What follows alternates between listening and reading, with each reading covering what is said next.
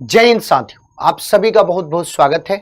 उम्मीद है कि आप बहुत अच्छे होंगे, शानदार होंगे, बेहतर तरीके से पढ़ाई लिखाई कर रहे होंगे। आज एक बहुत ही महत्वपूर्ण मुद्दा मैं आपके बीच में लेके आया हूं।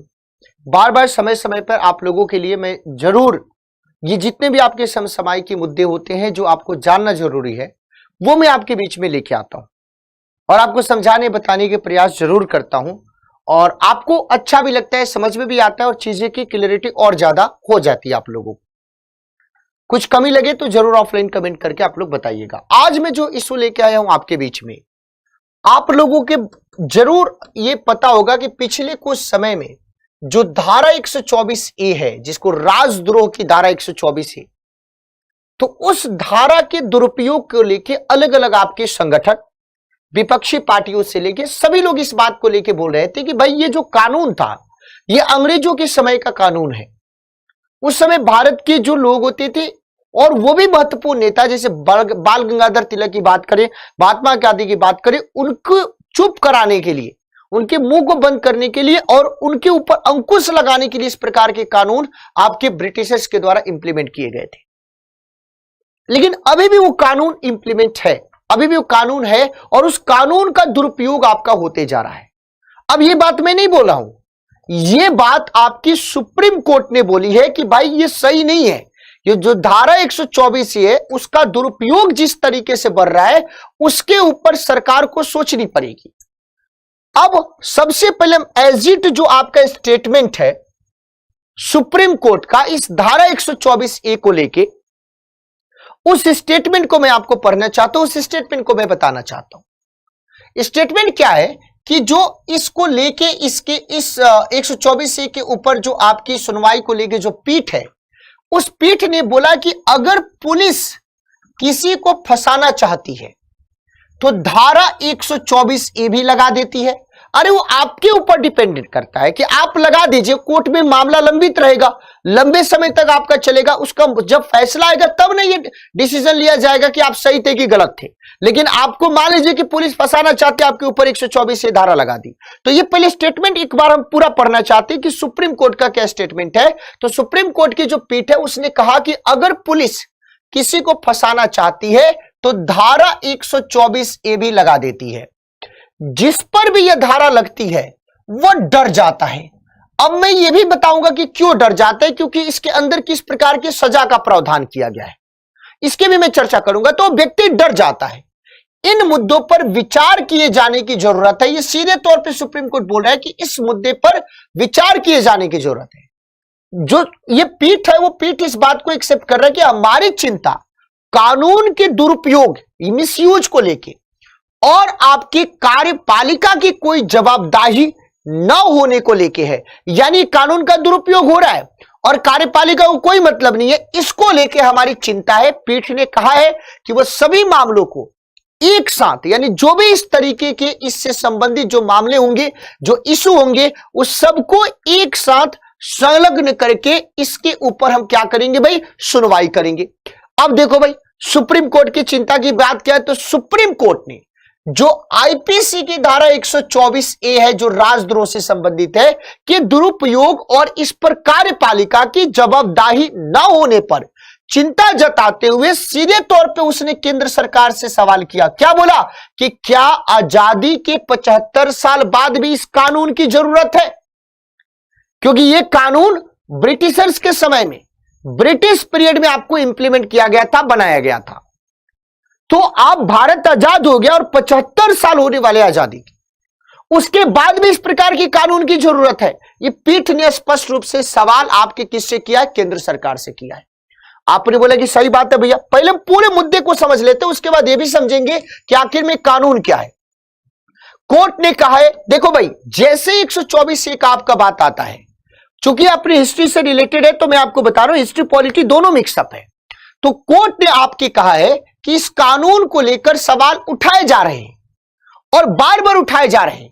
बार बार लोगों के द्वारा आरोप लगाए जाते हैं कि सरकार और जो पुलिस है वो पक्षपात करके किसी भी व्यक्ति विशेष को जब वो अपनी बात और अपने अधिकार की बात करता है या सरकार की मुखालफत करता है तो उसके ऊपर इस प्रकार के कानून लगा दिए जाते हैं। और कभी कभी बहुत सारे केसेस में ये जिन व्यक्तियों के ऊपर ये आपके लगाए गए हैं सेडिशन, वो सारे के सारे आपके क्या हो गए, उससे बरी हो गए हैं। तो यहां पे बोले सरकार के ऊपर सीधे तौर पे कानून को लेकर सवाल उठाया। ये कानून, इन्होंने बोला कि कानून अंग्रेजों के समय का है और वे स्वतंत्रता आंदोलन को दबाने के लिए, आपको याद है कि महात्मा गांधी के ऊपर यह कानून लगा था, बाल गंगाधर तिलक के ऊपर यह कानून लगा था। तो अंग्रेज उस समय स्वतंत्रता आंदोलन को दबाने के लिए, सप्रेस करने के लिए, एबॉलिश करने के लिए, इस स्वतंत्रता आंदोलन को दबाने के लिए इसका क्या करते थे, प्रयोग करते थे। तो आप किसको दबाना चाहते हैं? अब तो भारत स्वतंत्र है, तो स्वतंत्र भारत में आजादी के इस 75 साल के बाद भी इस कानून की जरूरत क्यों है, इसके बारे में आपको सोचना। उन्होंने महात्मा गांधी को चुप कराने के लिए इसका प्रयोग किया। उन्होंने मतलब अंग्रेजों ने प्रयोग किया। तो सुप्रीम कोर्ट इस बात को बोले कि भाई ये तो उस समय आपके सेक्शन 124A का प्रयोग किया जाता था, अब इसकी जरूरत क्या है? आपने बोले कि सही बात है, सुप्रीम कोर्ट तो सीधे तौर पे सही बात बोले। अगर मान लो कि इसी प्रकार का अगर डर रहेगा तो आप अगर किसी के लिए आवाज उठाना चाहते हो तो आपको तो हमेशा डर रहेगा कि नहीं यार मैं किसी के भी खिलाफ आवाज उठाऊंगा तो लोग हमारे ऊपर, सरकार, पुलिस हमारे ऊपर 124A के अंतर्गत लगा देगी। और ये धारा इतना ज्यादा प्रभावी है कि इसके अंतर्गत उम्र कैद तक सजा आपको हो सकती है, वो मैं आपको बताऊंगा इसके प्रोविजन। तो अब यहां पे बात है कि आजादी के बाद इतने साल, आजादी के इतने साल बाद भी आखिर में इसकी जरूरत क्यों है? और आपको पता है कि जो वर्तमान की जो सरकार है, वो सरकार बहुत सारे कानूनों को निरस्त करके, जिस भी कानून की आपकी जरूरत नहीं उस कानून को निरस्त कर रही है, उसको खत्म कर रही है, उसको आसान बनाने का काम कर रही है। तो कोर्ट ने यही बोला है कि सरकार ने बहुत से पुराने कानून को रद्द किए हैं, लेकिन सरकार ने इसके ऊपर ध्यान नहीं दिया, ये सेडिशन केस के ऊपर ध्यान नहीं दिया। इसका बहुत दुरुपयोग होता है। ये कानून लोगों और संस्थाओं के लिए बहुत ही बड़ा खतरा है। कोई भी लोग बोलने से पहले, बहुत सारे लोग सामने देखेंगे अत्याचार लेकिन डर के बैठ जाएंगे, क्योंकि उनको पता है कि इस अत्याचार में अगर सरकार और पुलिस का अगर सहयोग है, अगर मैं इसके खिलाफ आवाज उठाऊंगा तो उसके द्वारा हमारे ऊपर 124A का धारा लगा दिया जाएगा। और एक बार जब मैं इसमें ट्रैप में फंस जाऊंगा तो फिर हमें अपने आप को निर्दोष प्रूफ करने में 10 साल लग जाएंगे, क्योंकि हमारी अदालती जो प्रक्रिया हो इतनी ज्यादा लंबी और इतनी ज्यादा जटिल है।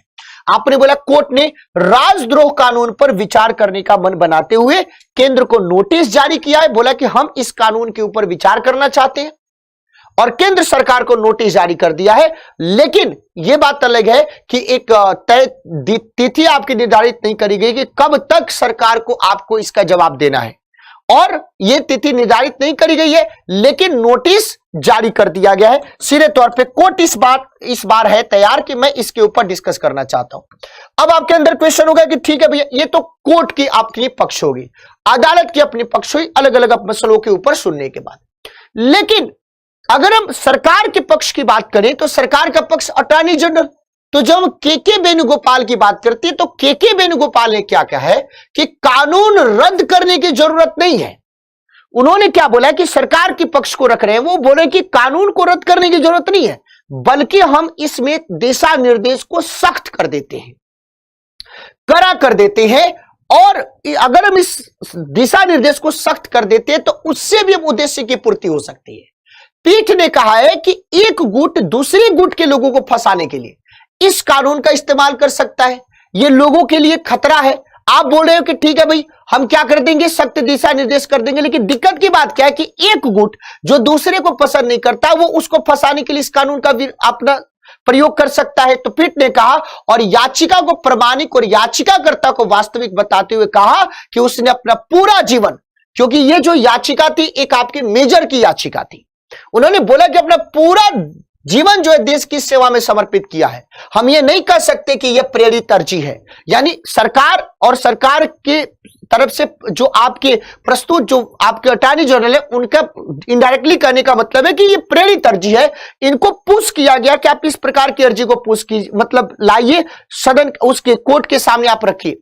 लेकिन अदालत की पीठ ने सीधे तौर पे बोल दिया कि हम ये विश्वास नहीं करते कि प्रेरित अर्जी है, क्योंकि इस शख्स ने जो सेना में इतने बड़े अधिकारी, इतने बड़े पद पे है, अगर उन्होंने इस याचिका को किया है तो इसका मतलब है कि ये इनको कोई भी जबरदस्ती नहीं करा सकता। इसको हम सीरियस ले रहे हैं, इसके ऊपर हम विचार करेंगे और आपको नोटिस हम जारी कर रहे हैं, इसके ऊपर हम विचार करना चाहते हैं। इस कानून की अभी भी क्या जरूरत है भारत में। आपने बोला कि सही बात है भैया। अब यहां पे देखो भाई, एक स्टेटमेंट बहुत ही ज्यादा मतलब वो ऐसा स्टेटमेंट है जिसको सुनिए आप लोग पता चलेगा। कानून के दुरुपयोग पर चिंता जताते हुए तीखी टिप्पणियां चीफ जस्टिस एनवी रमन्ना की अध्यक्षता वाली 3 सदस्यीय पीठ ने राजद्रोह कानून सेडिशन केस पे लॉ पे आपके सवाल उठाने वाली याचिका पर सुनवाई के दौरान उन्होंने कही। क्या बोला? जस्टिस रमन्ना ने कहा कि अगर इतिहास देखा जाए तो इस कानून में दोषी साबित होने की दर बहुत ही कम है। सही बात है, बहुत ही कम है इस केस के अंतर्गत, लेकिन इसका प्रयोग ऐसे हो रहा है जैसे किसी बढ़ई को लकड़ी का टुकड़ा काटने के लिए आरी दी जाए और वह पूरा का पूरा जंगल काट डाले। इस स्टेटमेंट का मतलब समझिए, इस वाले स्टेटमेंट कि जैसे किसी बढ़ई को लकड़ी का टुकड़ा काटने के लिए आरी दिया जाता है कि आपको एक लकड़ी का टुकड़ा काटना है, लेकिन उस बढ़ई ने उसका फायदा उठाते हुए पूरे के पूरे जंगल को ही काट डाला। ये जस्टिस रमन्ना का स्टेटमेंट है। इसको गंभीरता से लेनी पड़ेगी सरकार को कि इस तरीके की जो मिसयूज है, जो दुरुपयोग है इस कानून का, और इस कानून की प्रासंगिकता है ही नहीं वर्तमान समय में। कोर्ट भी बोल रहा है इस बात को और समय समय पर अलग अलग संगठन, अलग अलग आपकी पार्टियां इस बात को भी उठाते रही। लेकिन वही आरोप प्रत्यारोप, एक तरफ जो विपक्षी पार्टी कोर्ट की अदालत के फैसले को आपको और उसके स्टेटमेंट को स्वागत कर रही, तो दूसरी तरफ विपक्ष सत्ता पक्ष की पार्टी विपक्ष के ऊपर आरोप लगा रही कि जब तक आपकी सरकार थी तो आपने इसको खत्म क्यों नहीं किया। अरे यार, किसी ना किसी को तो खत्म करना पड़ेगा। इस आरोप प्रत्यारोप के दौर में तो ये खत्म ही नहीं हो सकता है और ये इस तरीके से पूरे के पूरे जंगल को काट डालेगा। इन्होंने एग्जाम्पल दिया कि जो आईटी एक्ट की धारा 66A है उसका उदाहरण देते हुए इन्होंने बोला कि कोर्ट ने कहा कि उस कानून के रद्द होने के बाद भी उसमें हजारों केस आपके दर्ज हुए हैं।